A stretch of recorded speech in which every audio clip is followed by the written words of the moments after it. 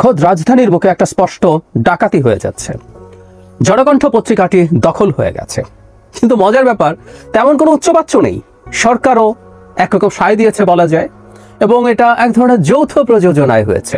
এনসিপির একজন নেতা, প্রধান নেতা হিসেবে এখানে আছেন বলে জানা যাচ্ছে।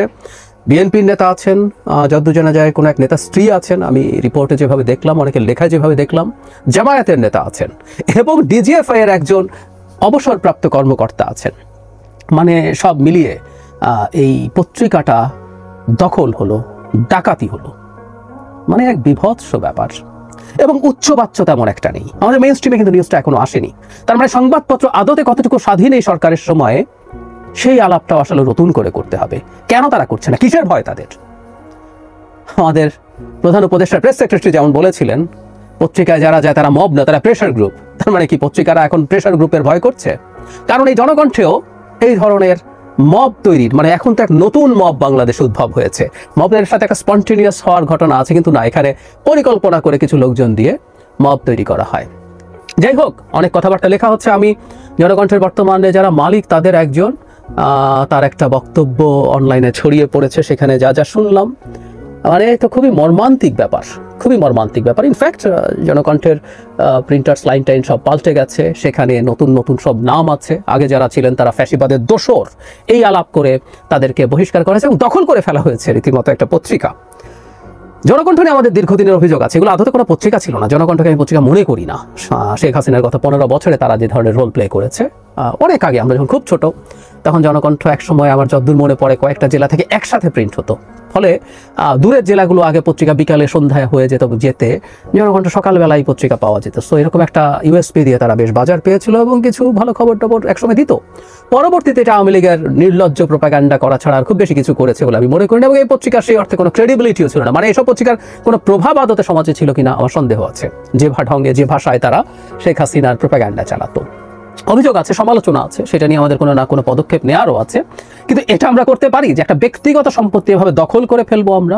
জনকণ্ঠ একটা ব্যক্তিগত সম্পত্তি, এটা দখল করা মানে স্রেফ দিনে দুপুরে ডাকাতি করা। এই কাজটিই হলো।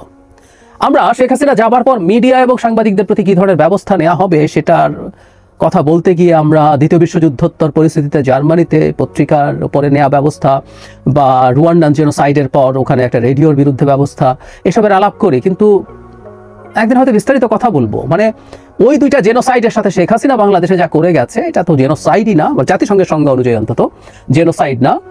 এখানে ক্রাইম এগেইনস্ট হিউম্যানিটি হয়েছে, অনেক মানুষ মারা গেছে। কিন্তু আমরা রুয়ান্ডান জেনোসাইড আর হলোকস্টের সাথে তুলনা করে যদি বলি বাংলাদেশেও পত্রিকা বা মিডিয়ার বিরুদ্ধে সেই ব্যবস্থা নেওয়া উচিত, আমাদের বোঝাবুঝির সমস্যা আছে। আসলে ওখানে শুধুমাত্র ফ্যাসিস্টের পক্ষ হওয়ার কারণে না, রুয়ান্ডাতে থেকে ফ্যাসিবাদও ছিল না, কিন্তু ওগুলো জেনোসাইড ঘটানোতে তারা এই ধরনের রোল প্লে করেছে বলে সেই বিচারটা হয়েছিল।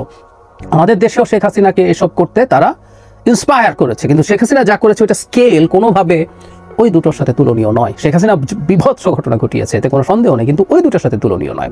তারপর আমরা যদি মনে করি শেখ হাসিনা পরবর্তী সময়ে শেখ হাসিনার সাথে লাইন্ড যেসব জার্নালিস্ট এবং পত্রিকা বা মিডিয়া ছিল, সেগুলোর ব্যাপারে আমরা কী নেব? এটার ব্যাপারে স্টেট ব্যবস্থা নেবে, আমাদের রাষ্ট্র, আমাদের সরকার সিদ্ধান্ত নেবে সবার সাথে আলাপ আলোচনা করে এগুলোকে নিয়ে আমরা কি করতে পারি, কি করতে চাই। সেটা যদি হয়, সেটা নিয়ে ইভেন প্রয়োজনে করে নতুন আইন প্রণয়ন করা হতে পারে। এখন আইন না করে আমরা খুব দ্রুত একটা অধ্যাদেশ জারি করতে পারি, সেটার ভিত্তিতে আমরা ব্যবস্থা নিতে পারি। তাত্ত্বিকভাবে বলছি, যদি আমরা মনে করি যে এসব মিডিয়া জাতীয়করণ করা হবে, তাহলে সরকার টেক ওভার করবে। টেকনিক্যালি বলছি, আমি আলোচনার খাতিরে বলছি। কিন্তু এইভাবে কিছু লোকজন গিয়ে এটা দখল করবে এবং সরকারের সায় থাকবে, পুলিশ চেয়ে পাওয়া যাচ্ছে না, মালিক পক্ষ অভিযোগ করছে না, পাওয়া যাওয়ারই কথা। শেখ হাসিনা বিরোধী প্রত্যেকটা গ্রুপ যখন এখানে একত্র হয়েছে, এনসিপি, জামায়াত, বিএনপি সবাই, তখন এখানে পুলিশ চেয়ে না পাওয়ারই কথা।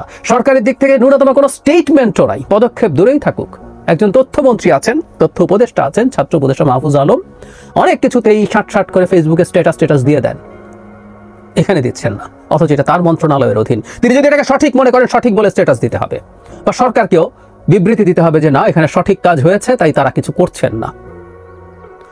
আমরা আসলে যখন এরকম ভাবে কাজ করি, নিজের গায়ের জোরের কাজ করি। শেখ হাসিনাও গায়ের জোরের কাজ করেছিলেন। শেখ হাসিনা গায়ের জোরের কাজ করতেন বলে আমরা এটাকে মগের মুল্লুক বলতাম। মগের মুল্লুকে আইন কানুন থাকে না, গায়ের জোরের কাজ হয়। ঠিক এখন আমাদের যেহেতু গায়ের জোর আছে, আমরা সেটা চাপিয়ে দেওয়ার চেষ্টা করছি শেখ হাসিনার সাথে এবং শেখ হাসিনার দোসরদের সাথে। জনকণ্ঠ শেখ হাসিনার দোসর ছিল, এটা নিয়ে আবার ডিবেট নাই, আবারও বলছি।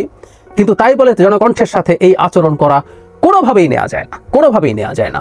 এবং এগুলো বহির্বিশ্বে বাংলাদেশের ইমেজকে প্রশ্নবিদ্ধ করবে সিরিয়াসলি। এবং শেখ হাসিনা যে ন্যারেটিভ উৎপাদন করতে চান, ইন্ডিয়া যে ন্যারেটিভটাকে ফিউল করতে চায়, নিজেও তৈরি করতে চায়, সেগুলো প্রত্যেকটার সাথে এগুলো এক একটা যুক্ত হয়ে যাবে।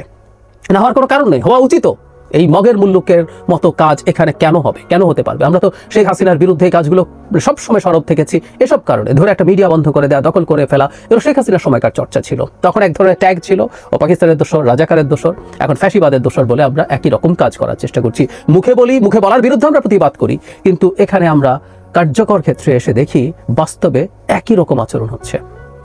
এই বিভৎসতা আমরা কোনোভাবেই নিতে পারি না। এবং এটা আরেকটা জিনিস আগে একটু বলেছিলাম, আবারও বলি, প্রমাণ করলো বাংলাদেশের মিডিয়া এখনো কতটা ভীত হয়ে আছে তথাকথিত প্রেসার গ্রুপ, প্রেস সেক্রেটারি যেভাবে বলছেন, বা আমরা যেটাকে মব বলছি, সেটার ভয়ে, যে তারা এইরকম একটা ঘটনা নিয়ে বাংলাদেশে কথা বলতে পারছে না। অথচ এগুলো নিয়ে তো কথা বলার কথা ছিল, এগুলো নিয়ে তো টকশোতে আলাপ হওয়ার কথা ছিল। প্রতিদিন 2-3টা টকশোতে যায়, কোথাও এই জনকণ্ঠের আলাপ আনা হয় না। তো সোশ্যাল মিডিয়াতে খুব কম মানুষ কথা বলছেন। কারণ এই যে আমি বলছি, আমি জানি আপনারা লিখে রাখুন, অনেকে আমাকে এবার শেখ হাসিনার দোসর টোসর বানিয়ে দেবেন, ভারতের দোসর বানাবেন।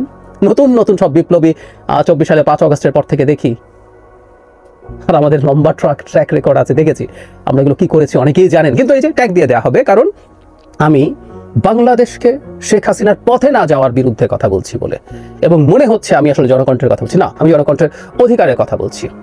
একটা স্টেটে, একটা রাষ্ট্রে সবচেয়ে বড় অপরাধীও ন্যায় বিচার পাবে, ন্যায় বিচার পাবে।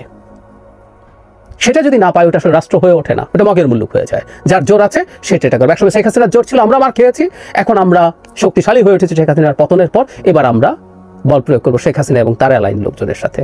এটা মগের মুল্লুক, সরি, এটা কোনো রাষ্ট্রের লক্ষণ না।